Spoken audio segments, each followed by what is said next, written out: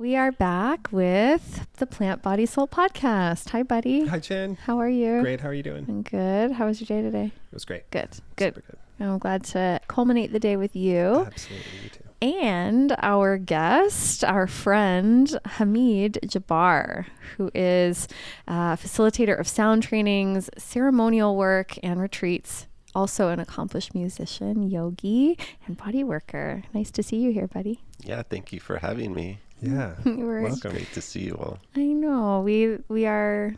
It's always a joyful moment with you. I feel like just loving energy. It's so nice. It does. It feels very homey because some of my earliest experiences with yoga and this world were involving Gordon, I think. Oh, wow. Aw. Some of these connections, they still feel really solid. Yeah. So- With lasting friendships made through this community. Yep. Yeah. Well, we'd love to hear more about you. Can you please share your journey? You've had a really diverse background from law to music to being a healer. Please share more. Well, I get tired of talking about myself, so this is it's going to be an exercise in Yes, my it is. own humility. I did go to music school. I mean, my journey is hard for me to encapsulate in a short period of time, but it goes basically that I've always been interested in everything, and I can't figure out what I want to do. So I wanted to be a pilot. They told me I was too tall for the Air Force. Luckily, I played guitar really well, and I got a music scholarship to NYU. Wow. I went to NYU. I loved it. I had the fear that every musician has, which is, how am I going to make a living playing music? So what do you do when you're in fear nearing graduation? You take the LSAT and go to law school and delay the inevitable. Yeah. And so I went from New York to LA, studied law, went to UCLA, and ended up practicing in LA in more of the entertainment type world, working with copyrights and a lot of the art things tangentially still. Sure. And in 2007, I moved out to Arizona. After 2 years of being a lawyer in LA, I was already burned out. I've heard it's that like story. amazing how fast they burn through you. And Yeah. came out here, really kicked up a yoga practice and meditation practice, and fell in love with the desert and stayed. There was a period of time transitioning from being a lawyer into being a yoga teacher and a meditation teacher, and it wasn't a linear decision-making process. It's just teaching yoga part-time became kind of a thing that my law partners were like, "You're never in the office anymore." And I'm like, "You're right.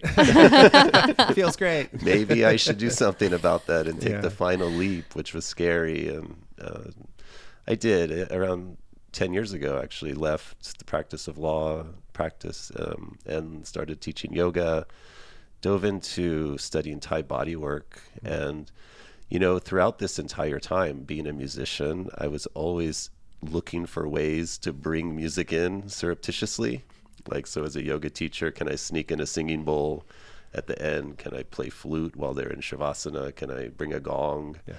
And, eventually what ended up happening is that I think the interest in sound sort of grew and grew, and people were like, "Oh, you can actually just do a whole class with sound," which I never thought would be possible. So I kind of stopped teaching the asana practice, moved more into sound. And, from there, it's been a journey traveling, studying different indigenous traditions, and just feeding my curiosity for everything.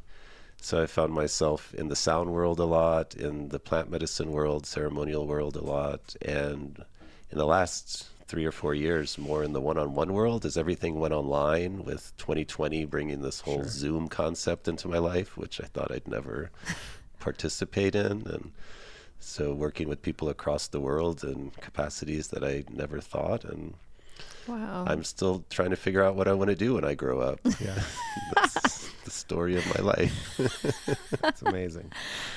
Oh, well, it sounds like, and it feels like when you talk, like you can feel the, I feel like the happiness that Yes. it brings, the richness that it brings. Yeah, you So can feel it. maybe you are grown up and you have found what you want to do for your whole life. I don't know.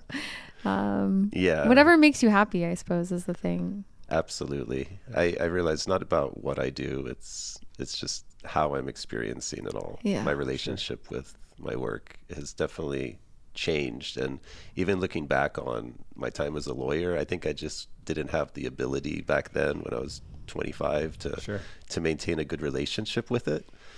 But there's still parts of me that love it. You know, I just listen to true crime podcasts like incessantly to try to feed amazing. that part of my brain. Yeah. But It's you interesting. know, it's still in there.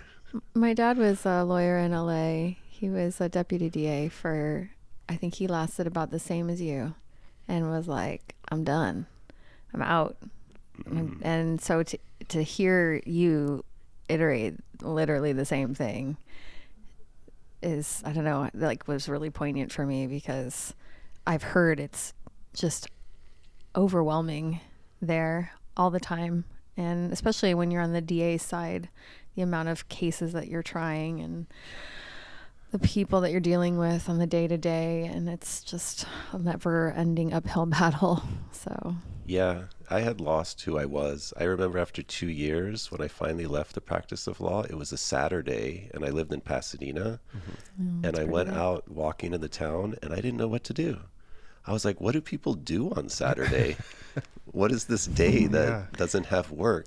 I didn't even know what to do. It was such a disorienting experience. wow. It took me a while to come back into myself, to find my passions and realize that, you know, our minds are really adaptable. You know, take 2 years of doing that and all of a sudden I didn't play guitar anymore. I didn't have any of these things. And yeah, it was a slow reintegration into my heart.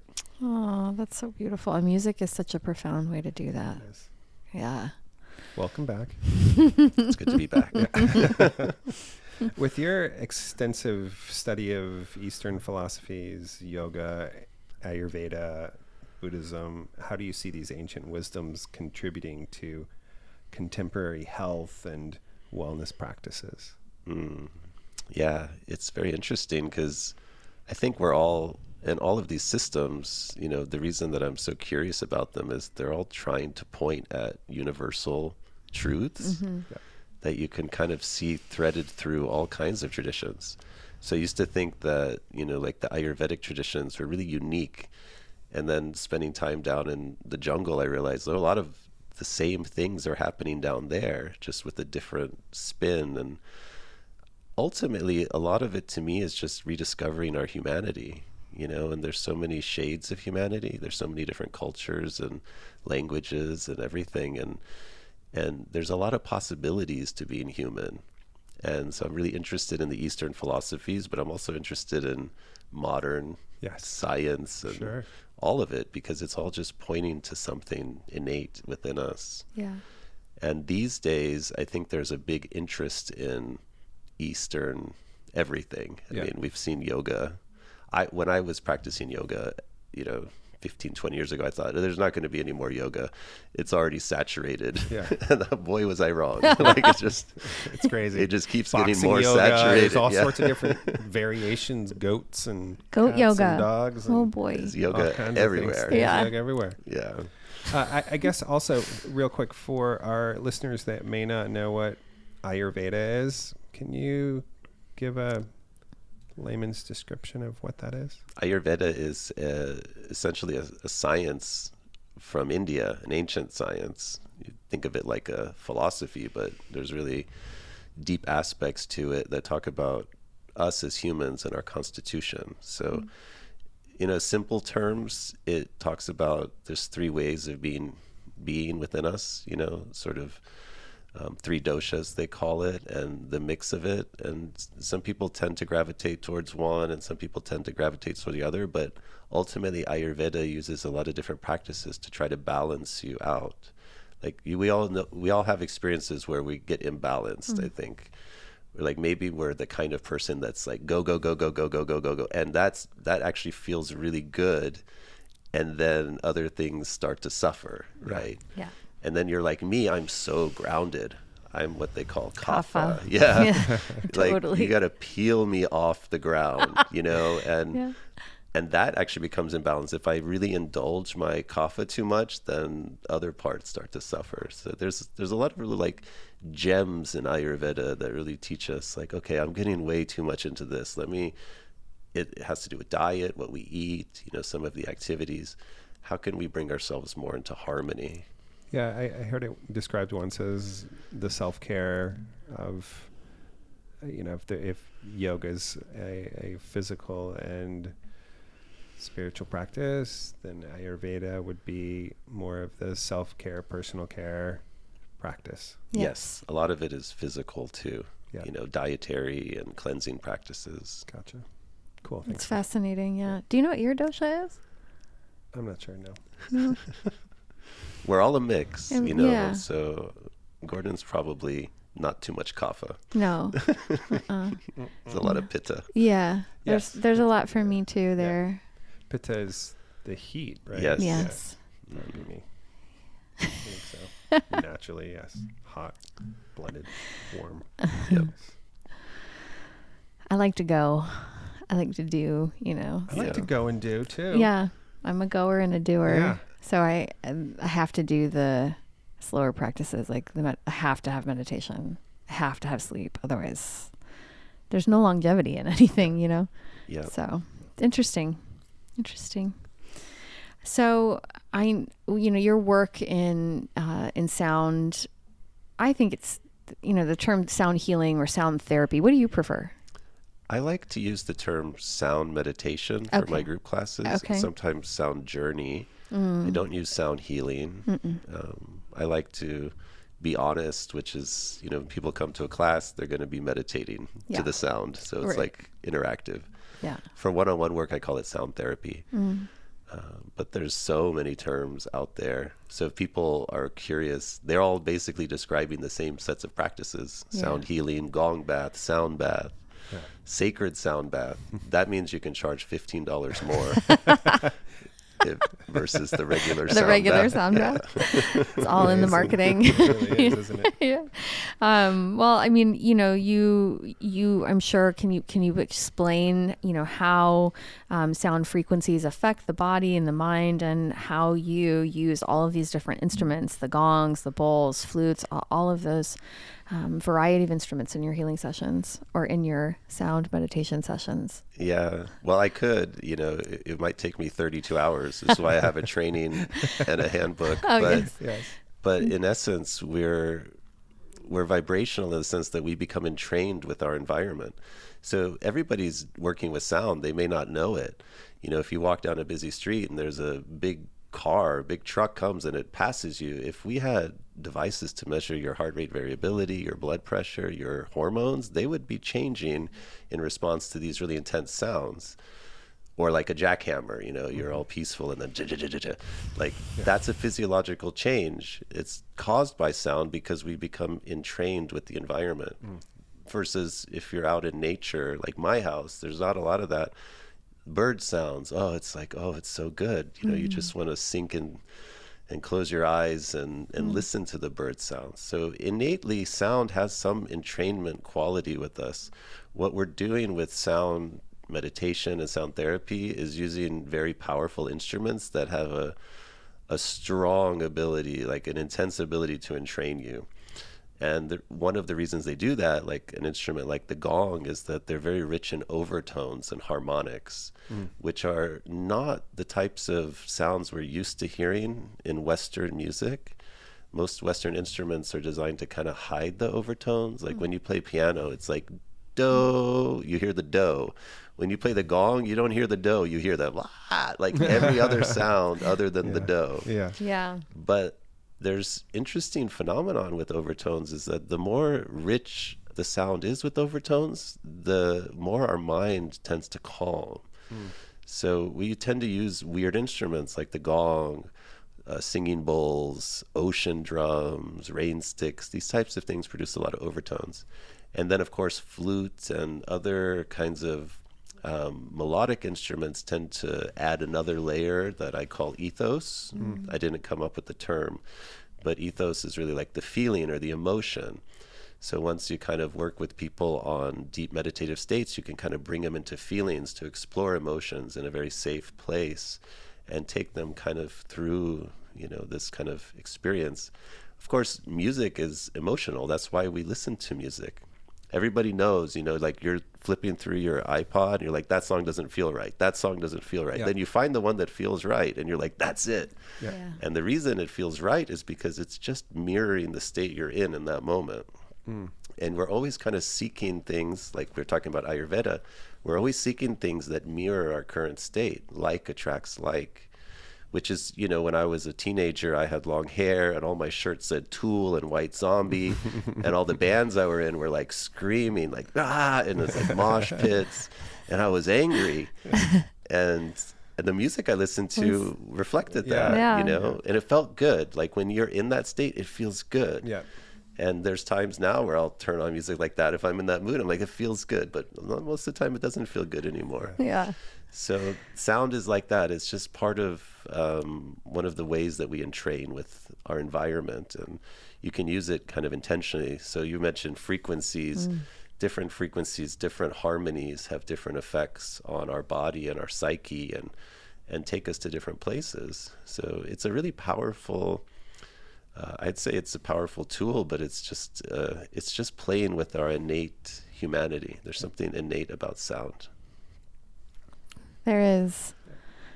I'm sure, of course, the referencing the study, the ice or water study, and the crystallization Matsuro Emoto. Yes. Dr. Emoto. Dr. Emoto. Yeah, that was always very impactful for me. You could see the actual sound frequencies and how it affected the water and then frozen, right? And ice crystals. So What the Bleep, yeah. that movie. Yep. That Yeah, was I think that huge. was in It part was, of that. it was. Yeah.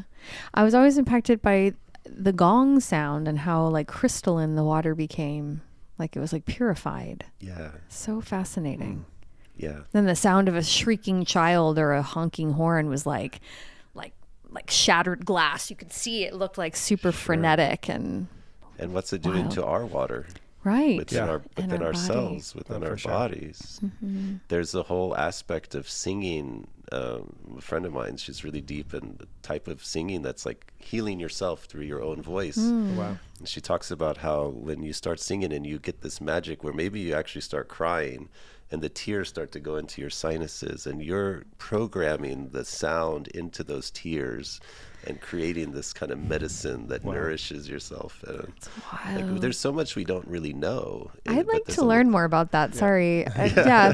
What is, I'm super curious. So yeah, what is that? What is That it? practice. Yeah. What is that called? It's overtone singing. Overtone singing. There's overtone singing in many different cultures. Wow. Most people are familiar with the Tibetan or the Yeah. Tuvan throat singing, yes. Yeah. where people are singing two notes at once. Yep. Yeah. But actually, it's from all over the place. There's traditions in Sardinia. There's traditions in Northern Europe. The Inuit have it here. Even in the jungle, they do a little bit of it. Cool. There's what it is if you understand, they're creating overtones, harmonics with their mouth. So they're basically creating a gong or a singing bowl just using the structure of our anatomy. Wow. And again, it's the overtones that when you're doing this, you're taking yourself into a really deep meditative state. It's not the kind of music you want to listen to. It is the kind of music you want to do Right. Yeah. for the feeling of doing it. Yeah. And Well, yes, that's like the didge. Fascinating. Didgeridoo. I like the didgeridoo. Didgeridoo is similar yes, in that regard. absolutely. And didge it's a overtone emitting instrument. Yeah, It's one of the absolutely. few made of earth materials like Yeah. wood, unlike the gong. Yeah.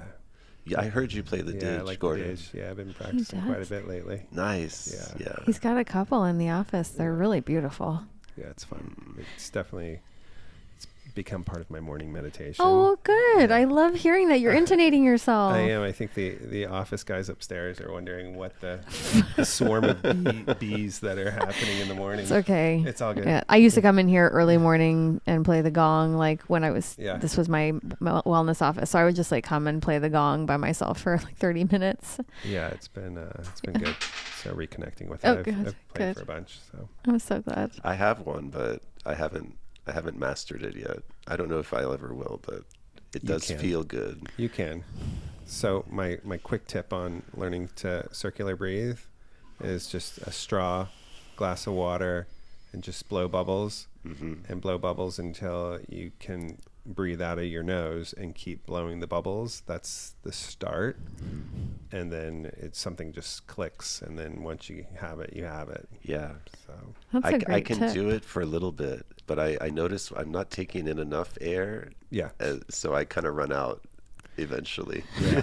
it's like everything, practice. I mean, even in the last, like I reconnected with it probably 2.5 weeks ago, and I've been doing it daily for about 15 minutes in the morning with my meditation, and just like by today it was like in just a solid 15 minutes without Amazing. a break, you know. That's and incredible. And that wasn't 3 weeks ago. It was like little shorter breaks, but And you must be Amazing. super high on your own supply after that session. it's good. Yeah.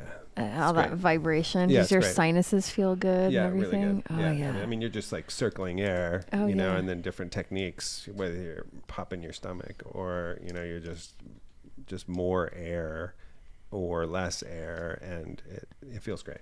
That's cool. It's like a mini breathwork session. Absolutely.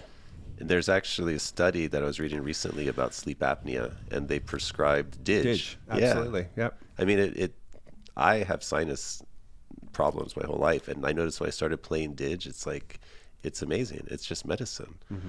Wow. Of course, you know, it's imagine the doctors that are going to prescribe DIGE. They're few and far between. I think you're right. Can you imagine? Yeah. I think you should go buy a didgeridoo. Yeah, play 15 minutes a Yeah, day. 15 exactly. You'll sleep better, for sure. So you have significant background in plant medicines, having studied ayahuasca, wachuma, among others, in Peruvian Amazon. What has been your most profound learnings in working with these plants, and how do you approach the ethical considerations in using such powerful medicines? Wow, that's a beautiful question. Ayahuasca is from the Amazon basin, and it is a very powerful medicine. I have a very difficult time putting that into words. You know, these days, I think most people are seeking ayahuasca for quote unquote healing, whether that's emotional healing, some physical healing, or just out of this sense that I guess you'd call it existential crises, like don't know what to do with our lives. Yeah.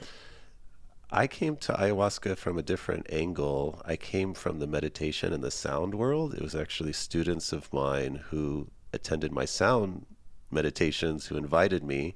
One in particular came to me after a meditation and said, are you working with the master plant teachers? And I had no idea what he was talking about. What are you I was talking like, about? what? He's like, well, I could have sworn that you were, because the place you took me in that meditation, using your voice and instruments, was very similar to what I've experienced with ayahuasca. So I had never been into anything, you know. I smoked cannabis, you know, from time to time, but I wasn't into psychedelics. So it wasn't coming from that angle, and it definitely wasn't for the healing. I was more curious about it for the sound. And to me, my experiences with ayahuasca really just took me to deeper places that I had already been. And at the beginning, there was a lot of physical, emotional healing that occurred for me, but most of my interest in it, I think, would have died out if it hadn't been around the music. To me, that whole plant medicine tradition with ayahuasca is about music. It is. It's about sound, and it's a technology regarding sound. It's very interesting because the kind of technology we think about, like an iPhone, but the people of the jungle have a technology that is far more advanced, using plants and just vibration. And I'm a student of it. I really am fascinated by it. I find it to be a both spiritual practice for me now, and one that I like to share with others who are ready for it.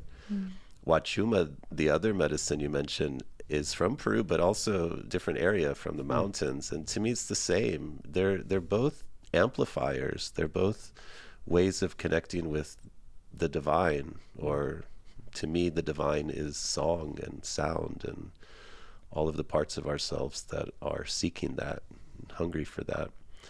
So I can go in different directions with it. There's a lot to be said about those medicines ethically, and you know, I think most of your audience is probably in the United States, which creates other issues because there are legal challenges here with working with those plants, and there's also, you know, we're very disconnected here from the source. You know, they're not local. Right. So it's a interesting situation we found ourselves in.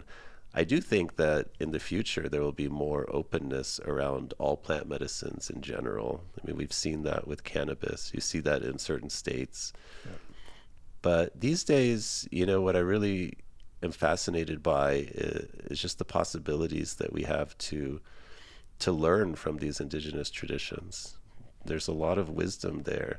It's really hard to learn too because of language barriers, and there's a whole realm of ayahuasca tourism, which isn't a good place to learn either. No. You know, tourism is kind of cheapening things, and then, you know, you get traveling curanderos coming here who probably would never be respected where they're at. And there's a lot of discernment that has to go into working with these plants too. It's interesting to think about, because every time my experience with ayahuasca, it was a traveling curandero. So I said that right, correct? Curandero. Yeah, Curandero. That's right. Traveling curandero. So that's an interesting distinction. Just is that a person that provides the there are medicine, quote unquote shaman, you know, we call them shaman, or, you know, the term there in South America might be curandero, which is healer. There are other types of people that serve ayahuasca known as ayahuasqueros. That's their medicine. And then there are people called vegetalistas, who is just like they're plant specialists. It's not just curanderos and shaman that work with ayahuasca. There's all types. The traveling ones that come here, you know, this is kind of a new thing. They're taking advantage of a ripe market. Everybody's here seeking ayahuasca, right? You know, so there's a lot of people here that are getting drawn into things. I kind of give this example sometimes, which is when we don't know anything about something, we're really easy to fall for it. So let's say we go to the Amazon, this is a reverse hypothetical, and we find an uncontacted tribe, and we say, hey, you just eat all these vegetables and stuff, but we have something called dessert in the United States. You want to try some dessert? And they go, yes. And then we hand them a Twinkie. And they take that and they're like, they think that's dessert. They may like it too, but they don't have any concept of what dessert really is, because that's their only exposure to it. Right. A lot of what's happening with the plant medicines from South America is that it's the only exposure is just the person that came or the retreat center. So a lot of Twinkies being served to us and people don't know. I have actually found teachers that I really respect. They're hard to reach. They're hard to get to. They don't advertise, you know. I am taking a group down this summer to work with one of my teachers. And we had a wonderful trip last year. Just absolutely life-changing for people. And there are ways to really find the gems, you know, amongst the Twinkies too. No, I'm not disrespecting Twinkies. You don't need a lawsuit. Just like don't talk bad about Twinkies right now. But you get the message. Yeah. Sure. So when you know, in your ceremonial work, how are you, you know, ensuring that the sacredness and integrity of these traditions are preserved? Like, how is that come through you? I think it's important to have teachers that both authorize you, that give you permission to teach, and which stay in contact with you. For me, that's really important to have just that foundation. The the bulk of what I would like to be doing with people actually is taking them down to experience ceremonies in Peru. It's hard to get people to get on a plane sometimes. Yeah. But I think that would be the best way to respect these traditions, is to just go to the place where they're from.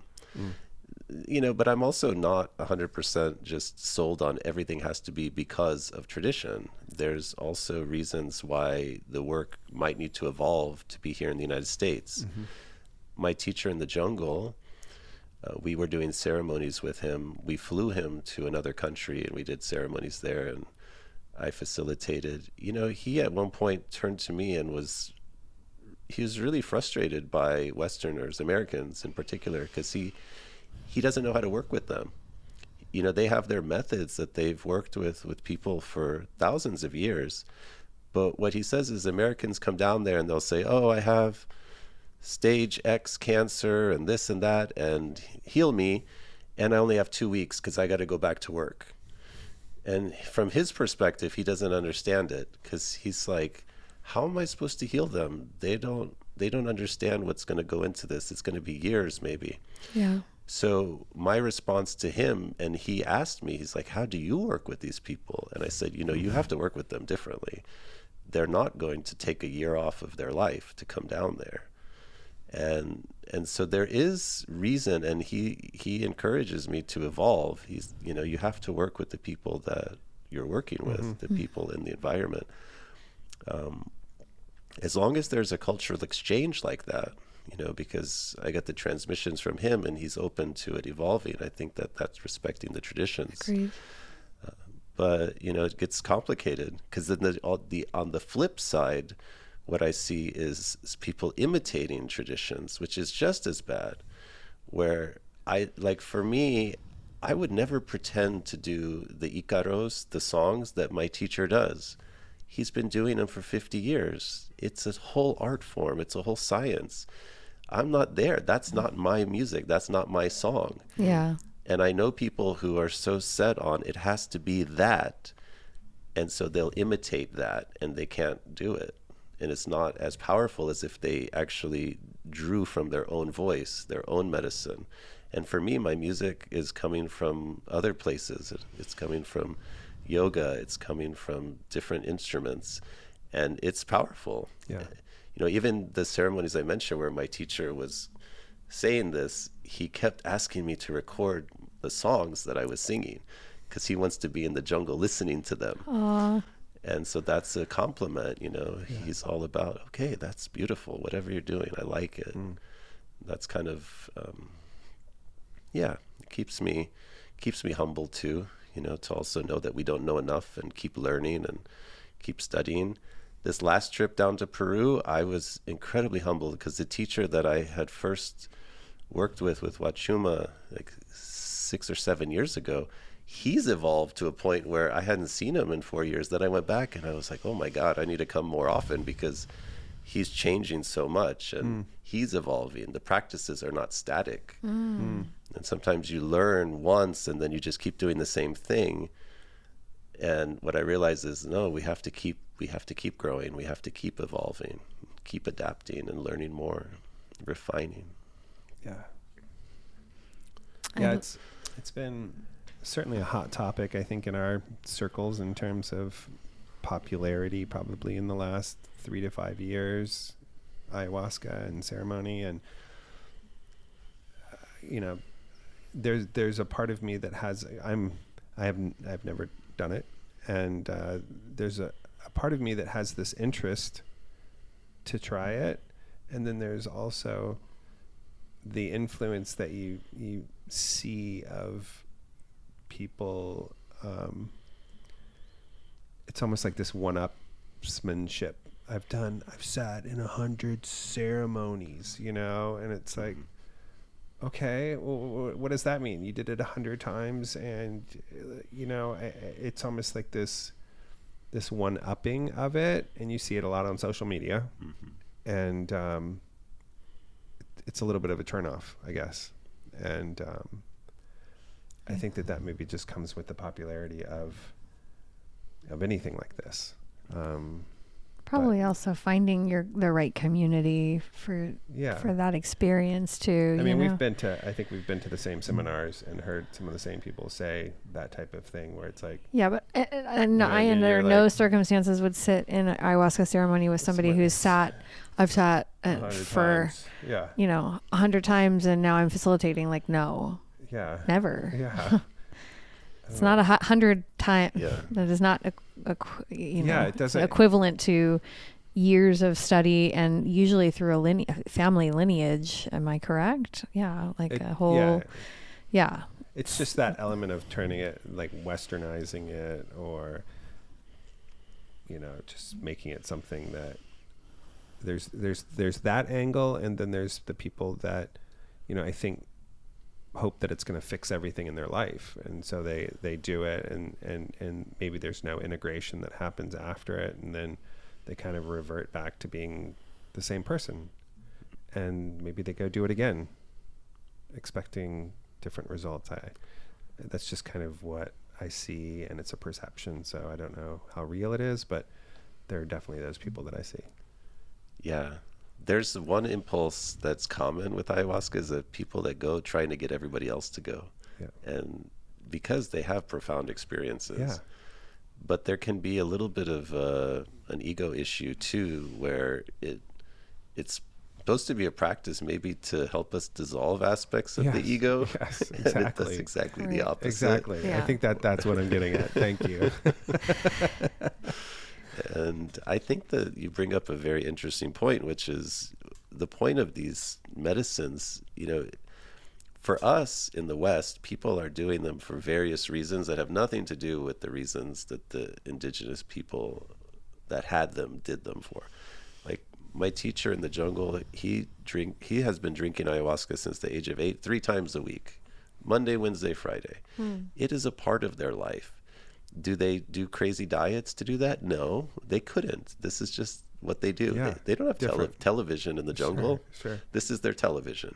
It's also their religion, their spiritual practice. Yes. It's like yoga or like playing the didge. Yes. It's just part of it. And we don't have the context for it here. So it becomes these big events, these big ceremonies that are completely unsupported by the rest of our life. And they take on this mystical thing that really we don't have a way to integrate that. Yes. So the only way to integrate is keep going back and back. And I think the integration piece, I used to really not like the word integration at all. It bothered me because I kept thinking, why would I want to integrate back into the life that was so crappy? It's like if I went to a ceremony and I got a message that's like, you need to change. Why do I want to go back and integrate into that? I'm just going to change. I'm going to make a practical solution. But what I realize now, it's like the integration is so necessary because we just don't have the cultural, the familial support for this. Yeah. And these practices take on a whole life of their own eventually for people. That's why I'm both loved and hated in the plant medicine world, because although I'm a big fan of plant medicines, a lot of what I do is speak out about the overuse, the abuse, the potential harms. And it's not to say that they're bad. It's just like we need to be discerning. And yes. I love that. I appreciate that. that. Yes, I appreciate that as well. You have an incredible account called Mineral Shaman on Instagram, which I feel lends the voice to this, the awareness, highly shareable content, really impactful, and I'm a big fan. Have you checked out Mineral Shaman? I haven't checked it out, and you mentioned in the notes the root cause protocol is a significant part of your health coaching. Curious, could you elaborate on your approach and how it complements the other modalities you work with? Yeah, so you probably need a little bit of background, because when I was deep in the plant medicine world, and I'm talking about also for myself, working with ayahuasca and wachuma quite a bit, I started to experience health issues that I couldn't really put my finger on. And a lot of cognitive dissonance started to arise because everybody in the plant medicine world kept telling me the solution was to drink more plant medicines and that I must be doing something wrong. So I quickly realized at a certain point that that can't be true, because if that were true, I would be feeling better. And I came across a teacher named Morley Robbins who has this protocol called the root cause protocol. It's a very simple protocol, and it's really designed to remineralize our bodies, to help balance key minerals. That's all it is. It's just a mineral program. And for some reason, it snapped me back into health very quickly. And so I thought it was bullshit. I'm like, this is wrong. This can't be right.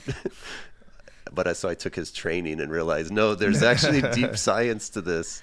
And I ended up creating that Mineral Shaman account out of this, integrating sort of the root cause protocol approach to remineralizing the body, but particularly trying to educate about this issue, which I had seen in others, and I had seen them receive the same types of misinformation from the plant medicine world. Like, oh, just drink more plant medicine. Just more plant medicine is the solution. And what I realized, those plant medicines, this is another issue of taking them out of context. The people of the jungle are in a very different state of health. They grew up very differently. I noticed when I was in the jungle that the people I were with, they didn't have any gray hair. I'm talking 90-year-old men didn't have gray hair. Wow. And full heads of hair. And here I am. I was in my 30s. I had gray beard. I had no hair on my head. They told me things about that I didn't understand. They're like, yeah, you got some issues. I thought it was genetic. I realize now it's not really that genetic. It's mostly a factor of stress. Yes. And we are incredibly stressed. Stress puts pressure on our entire body. And over time, it depletes our minerals, dysregulates our minerals. So one of the key ways that I was able to kind of come back online was just with this approach. And I wanted to share it with other people that were in the plant medicine world. Of course, that was the beginning of Mineral Shaman, and it's evolved a lot more. I've done a lot more research. A lot of my thinking has changed around this, but the ultimate message is the same, which is, if we're going to be working with plant medicines as Westerners who are incredibly stressed, and we have no concept of what that means because we don't have any frame of reference, but I can guarantee you, if you live in the United States, you are stressed. Yes. You don't even need to ask the question. Yeah. Then you're in a different state of health. And so to do what the people of the jungle do, as far as their practices, may not be ideal. A lot of their practices involve giving up certain foods, including salt, for long periods of time. That can be incredibly harmful for people who are magnesium deficient, who are way overstressed. And I've seen people go to the jungle, come back just completely dysregulated, mainly because they were put on these strict diets and then working with plant medicines that cause purging and all kinds of depletion. And it's very simple, actually. It's like, wait, why didn't we think of this? So I didn't think anybody was going to follow the Mineral Shaman account. I just created it separately, not to confuse my other Instagram audience. And I thought maybe like 20 friends will follow this. And then it got out of hand, and I have less than 100 posts, and it was like 30,000 followers. And then I was thinking, why did I do this? I can't maintain this. Yeah. But it is highly shareable, and people keep sharing it. So it's almost created like a library of information. That's great. That's out there, Yeah, it's really good. I really appreciate you speaking up about those things, and the depletion of these plant medicines. I also say the same a lot in the cannabis world. Like, cannabis is very depleting, and it's not talked a lot about at all in this industry. In Plant.Body.Soul land, we're in cannabis all the time. And I saw what you're posting, and it really excited me because it's definitely goes against like what people are saying. Nobody talks about it. So that's how I know that I'm onto something, when 50% of the people hate it and are super triggered. Right? I'm like, okay. In the comments? Yeah. What are you doing? What are you saying? Well, this one time, and I've done it 100 times. Yeah, exactly. Oh boy. So, is there anything that you would tell people that are looking to explore any of these types of healing modalities that you practice, even with you? I mean, how do people get a hold of you? And Sure. Yeah. Well, I will say this. I do have a lot of information. If just this discussion of minerals and plant medicines, people are scratching their head going, what? Yeah. I have a lot of information on mineralshaman.com. Cool. Blog posts and sort of deep dives on the ayahuasca diet, which I think is a huge topic that people need to be aware of. Okay. I also do one-on-one work helping people prepare for ceremonies and helping people come out of ceremonies with grace. And a lot of the work I do does involve remineralization using the root cause protocol or some other protocols. But, I'll look at people's hair tests, hair tissue mineral analysis. We do blood tests sometimes. I've worked with quite a few people who have been harmed in the plant medicine world. And I think that's something that isn't talked about enough. And if anybody out there feels like they don't have a voice, they don't have anybody to go to, I will listen. Get in touch with me on my website. I hear from people all the time who feel like when they raised an issue, like they were just sort of told, no, it can't be. It's your problem. It's almost like nobody wants to admit that there's potential for harm. So Mineral Shaman is kind of a hub for all of that, including my retreat to Peru. If people want to work with very powerful plant medicine safely within the context of a 6-month container, because we do a lot of prep and a lot of follow-up, it's a really nice That's great. opportunity When to is do that. That will be in July this year. Ooh. July 4th through the 14th. Very nice. Yeah. That's great. So reflecting on the journey so far, what has been your most unexpected lesson you've learned from immersing yourself in the healing arts and music? The most unexpected lesson? Wow, Gordon, this is going to be challenging. I think it was all unexpected. It was all unexpected. If you'd have asked me 5 years ago, would I be sitting here talking about plant medicines and minerals? I would have thought, you're insane. If you'd have asked me 5 years before that, would you even be in the plant medicine world? No, I was a yoga teacher. You're insane, Gordon. Yeah. No way. Yeah. Before that, I was an attorney. Would you be teaching? No. I mean, like, I just can't imagine what's coming next. I think that's the big thing that I'm like, uh-oh. There's going to be something coming. Yeah. I don't know. Yeah. That's exciting. I think you'd be prepared. Yeah. Yeah. So too. I'm prepared for not knowing. I'm getting used to it slowly. The unknown. Gosh, can be so darn uncomfortable sometimes, huh? Yeah. But Yeah. hey, it's all nothing anyways. So Exactly. yeah. All a construct. So Hamid, we Before that, special projects. Oh. You mentioned some special projects you might be working Oh on. yes, thank you. I didn't want to forget thank about you. that. I do have music that I've been working on. There's like a very niche genre, which we don't even know what to call it now, but I have a ceremony album coming out, which would be kind of guided prayers, guided meditations for ceremony. So if people are looking for something, I know this is kind of a weird space, but people are doing things at home now and trying to journey on their own. So I'm trying to create some music for that. There'll be that coming out. I still have music on Spotify and everywhere, meditation music. Where can they find you on Spotify? Hamid Jabbar? Hamid Jabbar. Okay. Yeah. It's kind of the hub for all of my music stuff. And Cool. I'm hoping to release the ceremony album very soon. Should be kind of nice to have that. I'm excited for that. I'm excited for that too. Yeah, we'll play it. Yeah. Yeah. Yeah.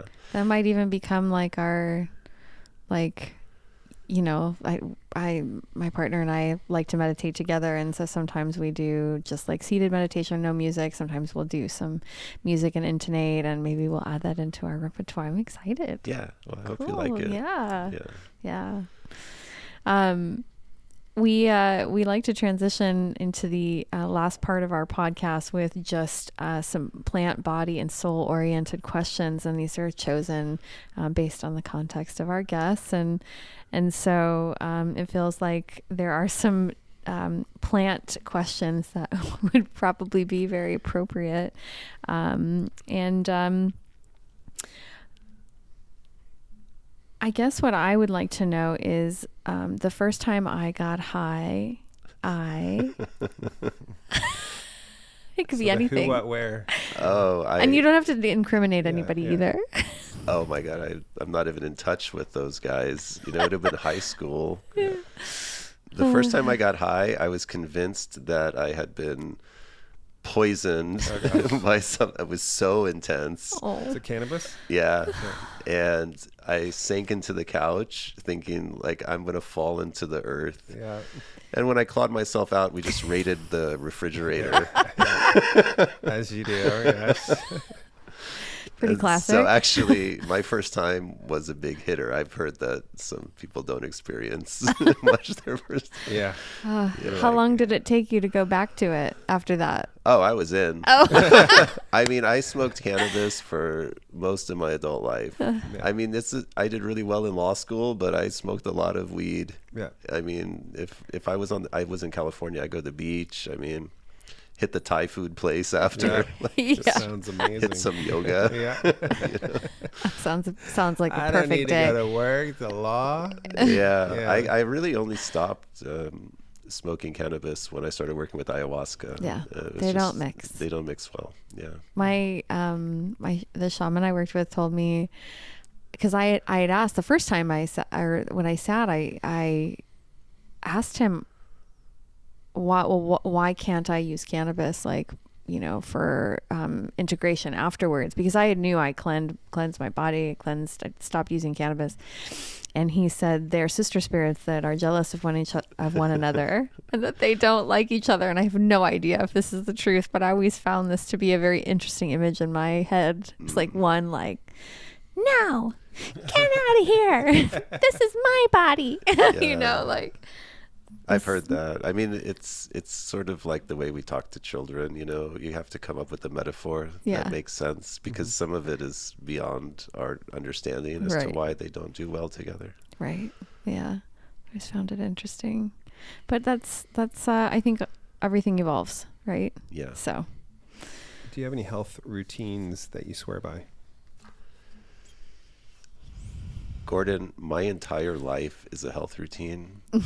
I sometimes tell people my full-time job is self-care, and I try to fit in other people when I have spare time. That's amazing. So I'm a little bit, everything from waking up to going to bed is a health routine for me. I love earthing, though. Like at my house out in the desert, I walk around barefoot outside under the sun as much as I can. Okay. Every day. And I feel like just connecting with the earth is one of the simplest, best things that I can do for myself. So I'm making conscious effort all the time to be outside barefoot. Yeah. Awesome. There's so much, I think it's always been true, but there's so much more information out now about grounding and its importance and sunlight. And I would say you have a very grounding personality when you're around. Wouldn't you agree? Yes. Yes. So whatever you're doing, it's working. Thank you. Yeah. I would love to know if there's anything that you are reading or listening to that's really inspiring right now. This is our soul question. Oh, okay. Well, I just got Rick Rubin's book.